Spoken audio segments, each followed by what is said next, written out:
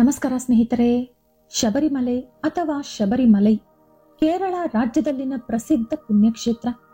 ಅಲ್ಲಿ ನೆಲೆಸಿರುವ ದೇವರು ಅಯ್ಯಪ್ಪ. ಹಿಂದೂಗಳು ಅಯ್ಯಪ್ಪನನ್ನು ಹರಿಹರ ಸುತನೆಂದು ಭಾವಿಸಿ ಪೂಜಿಸುತ್ತಾರೆ. ಈ ಪ್ರದೇಶ ಪಶ್ಚಿಮ ದಿಕ್ಕಿನಲ್ಲಿ ಬರುತ್ತದೆ. ಕೇರಳದಲ್ಲಿನ ಪತ್ತನಂತಿಟ್ಟ ಜಿಲ್ಲೆಯಲ್ಲಿನ ಸಹ್ಯಾದ್ರಿ ಪರ್ವತ ಶ್ರೇಣಿಗಳ ಪ್ರಾಂತ್ಯಕ್ಕೆ ಇದು ಸೇರುತ್ತದೆ. ಈ ದೇವಾಲಯ ಸಮುದ್ರ ಮಟ್ಟದಿಂದ ಸುಮಾರು 3000 ಅಡಿಗಳ ಎತ್ತರದಲ್ಲಿ ದಟ್ಟವಾದ ಅರಣ್ಯಗಳು ಹಾಗೂ 18 ಪರ್ವತಗಳ ಮಧ್ಯೆ ಕೇಂದ್ರೀಕೃತವಾಗಿದೆ. ಇಲ್ಲಿ ಯಾತ್ರೆಗಳು ನವೆಂಬರ್ ತಿಂಗಳಿನಲ್ಲಿ ಶುರುವಾಗಿ ಜನವರಿ ತಿಂಗಳಿನಲ್ಲಿ ಮುಗಿಯುತ್ತದೆ. ಇಲ್ಲಿಗೆ ದಕ್ಷಿಣಾದಿ ರಾಜ್ಯಗಳ ಭಕ್ತರು ಮಾತ್ರವಲ್ಲದೆ ಇತರೆ ರಾಜ್ಯಗಳಿಂದ ವಿದೇಶಗಳಿಂದ ಕೂಡ ಅಯ್ಯಪ್ಪ ಸ್ವಾಮಿಯ ಭಕ್ತರು ಭಾರಿ ಸಂಖ್ಯೆಯಲ್ಲಿ ಬರುತ್ತಾರೆ. ಶಬರಿಮಲೆಯಲ್ಲಿ ಅಯ್ಯಪ್ಪ ಸ್ವಾಮಿಯನ್ನು ಬ್ರಹ್ಮಚಾರಿಯಾಗಿ ಪೂಜಿಸಲಾಗುತ್ತದೆ. ಇಲ್ಲಿ ಪ್ರಧಾನ ದೇವಾಲಯವಲ್ಲದೆ ಇತರೆ ಅನೇಕ ಚಿಕ್ಕ ಚಿಕ್ಕ ದೇವಾಲಯಗಳಿವೆ.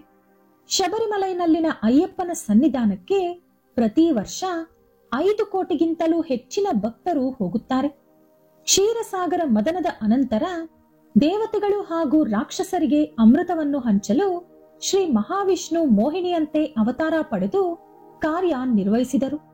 ಬಳಿಕ ಅದೇ ರೂಪದಲ್ಲಿ ವಿಹರಿಸುತ್ತಿದ್ದ ಮೋಹಿನಿಯನ್ನು ನೋಡಿ ಪರಮೇಶ್ವರ ಆಕರ್ಷಿತರಾದರು. ಆ ರೀತಿ ಶಿವ ಕೇಶವರ ತೇಜಸ್ಸಿನಿಂದ ಧನುರ್ಮಾಸ 30ನೇ ದಿನದಂದು ಶನಿವಾರ ಪಂಚಮಿ ತಿಥಿ ಉತ್ತರ ನಕ್ಷತ್ರ ವೃಶ್ಚಿಕ ಲಗ್ನದಲ್ಲಿ ಅಯ್ಯಪ್ಪ ಸ್ವಾಮಿ ಜನಿಸಿದರು. ಇವರು ಶೈವರು ಹಾಗೂ ವೈಷ್ಣವರು ಇಬ್ಬರಿಗೂ ಕೂಡ ಆರಾಧ್ಯ ದೇವರು. ತಂದೆ ಜಗತ್ಪತಿಯ ಆಜ್ಞೆಯ ಪ್ರಕಾರ ಪಂಪಾ ಸರೋವರ ತೀರ ಪ್ರಾಂತ್ಯದಲ್ಲಿ ಕೊರಳಿನಲ್ಲಿ ಮಣಿಮಾಲೆಗಳನ್ನು ಧರಿಸಿ ಶಿಶು ರೂಪದಲ್ಲಿ ಅವತರಿಸಿದರು ಅಯ್ಯಪ್ಪ. ಅದೇ ಸಮಯದಲ್ಲಿ ದೇವರ ಆಜ್ಞಾನುಸಾರ ಬೇಟೆಯಾಡುವ ಸಲುವಾಗಿ ಪಂದಳ ದೇಶದ ಮಹಾರಾಜ ಮತ್ತು ಶ್ರೇಷ್ಠ ಶಿವಭಕ್ತನಾದ ರಾಜಶೇಖರ ಅಲ್ಲಿಗೆ ಬಂದರು.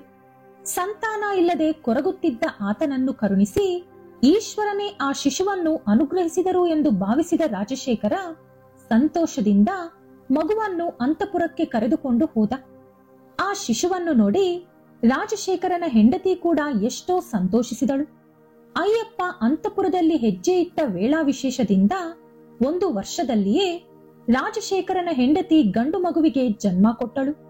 ಮಣಿಕಂಠನ ಸಾತ್ವಿಕ ಗುಣಗಳಿಂದ ಕೆಲವರು ಅಯ್ಯ ಎಂದು, ಇನ್ನೂ ಕೆಲವರು ಅಪ್ಪ ಎಂದು, ಇನ್ನೂ ಕೆಲವರು 2 ಹೆಸರುಗಳನ್ನು ಸೇರಿಸಿ ಅಯ್ಯಪ್ಪ ಎಂದು ಕರೆಯುತ್ತಿದ್ದರು.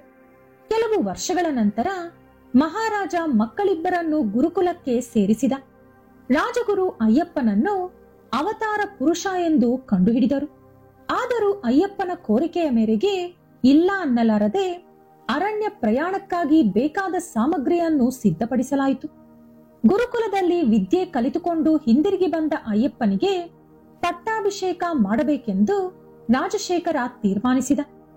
ಆದರೆ ಅದು ಇಷ್ಟವಿಲ್ಲದ ಮಹಾರಾಣಿ ತಲೆನೋವು ಎಂದು ನಾಟಕವಾಡಿ ವೈದ್ಯರೊಂದಿಗೆ ಆ ನೋವು ಕಡಿಮೆಯಾಗಲು ಹುಲಿ ಹಾಲು ಬೇಕು, ಅದು ಬ್ರಹ್ಮಚಾರಿಯೇ ತರಬೇಕು ಎಂದು ಸುಳ್ಳು ಹೇಳಿಸಿದಳು. ಆಗ ತಮ್ಮ ಚಿಕ್ಕವನು ನಾನೇ ಹೋಗುತ್ತೇನೆ ಎಂದು ಹೇಳಿ ಅಯ್ಯಪ್ಪ ಹೊರಟರು. ಅದೇ ಸಮಯದಲ್ಲಿ ಕಾಡಿನಲ್ಲಿ ಸಂಚರಿಸುತ್ತಿದ್ದ ಮಹಿಷಿಯನ್ನು ನಾರದ ಮುನಿಗಳು ಭೇಟಿಯಾಗಿ ನಿನ್ನನ್ನು ಕೊಲ್ಲುವುದಕ್ಕಾಗಿ ಒಬ್ಬ ರಾಜಕುಮಾರ ಇಲ್ಲಿಗೆ ಬರುತ್ತಿದ್ದಾನೆ ಎಂದು ಎಚ್ಚರಿಸಿದರು. ಮಹಿಷಿ ಅಯ್ಯಪ್ಪನನ್ನು ಹುಡುಕುತ್ತಾ ಬಂದಳು.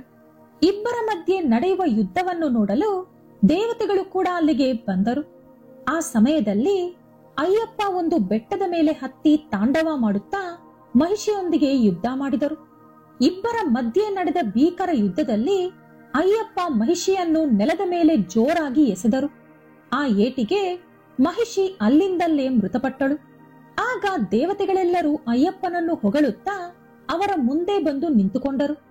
ಆಗ ಅಯ್ಯಪ್ಪ ಇಂದ್ರನೊಂದಿಗೆ ನಾನು ಹುಲಿ ಹಾಲು ತರುವ ಸಲುವಾಗಿ ಇಲ್ಲಿಗೆ ಬಂದಿದ್ದೇನೆ, ಹಾಗಾಗಿ ನೀವೆಲ್ಲರೂ ಹುಲಿಗಳ ರೂಪ ಧರಿಸಿ ನನ್ನ ಜೊತೆ ಬನ್ನಿ ಎಂದು ಹೇಳಿದರು. ಅವರ ಕೋರಿಕೆಯ ಮೇರೆಗೆ ಎಲ್ಲಾ ದೇವತೆಗಳು ಹುಲಿಯ ರೂಪ ಧರಿಸಿದರು. ಇಂದ್ರ ಹುಲಿಯಂತೆ ಬದಲಾಗಿ ಅಯ್ಯಪ್ಪನಿಗೆ ವಾಹನವಾದರು. ಹುಲಿಯ ಮೇಲೆ ಕುಳಿತುಕೊಂಡು ಅಯ್ಯಪ್ಪ ಅವರ ರಾಜ್ಯಕ್ಕೆ ಹಿಂದಿರುಗಿದರು. ನಿನಗೆ ಪಟ್ಟಾಭಿಷೇಕ ಮಾಡುತ್ತೇನೆ ಎಂದು ರಾಜಶೇಖರ ಹೇಳಿದಾಗ ನನಗೆ ರಾಜ್ಯ ಬೇಡ, ಒಂದು ದೇವಾಲಯ ಕಟ್ಟಿಕೊಟ್ಟರೆ ಸಾಕು ಅಂದರು ಅಯ್ಯಪ್ಪ. ನಾನೊಂದು ಬಾಣವನ್ನು ಬಿಡುತ್ತೇನೆ. ಆ ಬಾಣ ಎಲ್ಲಿ ಬೀಳುತ್ತದೋ ಅಲ್ಲಿ ನನಗೆ ದೇವಾಲಯ ನಿರ್ಮಿಸಬೇಕು ಎಂದು ಹೇಳಿದರು. ಆ ರೀತಿ ಅಯ್ಯಪ್ಪ ಬಿಟ್ಟ ಬಾಣ ಶಬರಿಮಲೆಯಲ್ಲಿ ಬಿದ್ದ ಕಾರಣ ಅಲ್ಲೇ ರಾಜಶೇಖರ ದೇವಾಲಯವನ್ನು ನಿರ್ಮಿಸಿದ. ಅಲ್ಲೇ ಅಯ್ಯಪ್ಪ ಸ್ವಾಮಿ ಶಾಶ್ವತವಾಗಿ ನೆಲೆಸಿ ಅವರ ಭಕ್ತರಿಂದ ಪೂಜೆಗಳನ್ನು ಸ್ವೀಕರಿಸುತ್ತಿದ್ದಾರೆ. ಅಯ್ಯಪ್ಪ ಸ್ವಾಮಿಯ ಧರ್ಮ ಪ್ರವರ್ತನೆ ಹಾಗೂ ಧರ್ಮನಿಷ್ಠೆ ಇಡೀ ಲೋಕಕ್ಕೆ ಆಶ್ಚರ್ಯವನ್ನು ಉಂಟುಮಾಡಿತು. ಅವರ ಭಕ್ತರು ಯಾವ ಧರ್ಮವನ್ನು ಅನುಸರಿಸಬೇಕು, ಯಾವ ನಿಯಮನಿಷ್ಠೆಯಿಂದ ದೇವಾಲಯಕ್ಕೆ ಬರಬೇಕು ಎಂದು ಕೆಲವು ಮಾರ್ಗದರ್ಶಕ ಸೂತ್ರಗಳನ್ನು ಅಯ್ಯಪ್ಪ ಸ್ವಾಮಿ ಕೊಟ್ಟರು. ಆದ್ದರಿಂದಲೇ ಅಯ್ಯಪ್ಪ ಸ್ವಾಮಿಯನ್ನು ಧರ್ಮಶಾಸ್ತ್ರ ಎಂಬ ಹೆಸರಿನಿಂದಲೂ ಕರೆಯುತ್ತಾರೆ. ಈ ವಿಡಿಯೋ ಇಷ್ಟ ಆದ್ರೆ ಲೈಕ್ ಮಾಡಿ, ಶೇರ್ ಮಾಡಿ. ಇಂತಹ ಹೆಚ್ಚಿನ ಉತ್ತಮ ಕಥೆಗಳಿಗಾಗಿ ತಪ್ಪದೇ ನಮ್ಮ ಚಾನೆಲ್ ಅನ್ನು ಸಬ್ಸ್ಕ್ರೈಬ್ ಮಾಡಿಕೊಳ್ಳಿ. ನಾಳೆ ಮತ್ತೊಂದು ವಿಡಿಯೋದೊಂದಿಗೆ ಪುನಃ ಭೇಟಿಯಾಗೋಣ. ಧನ್ಯವಾದಗಳು.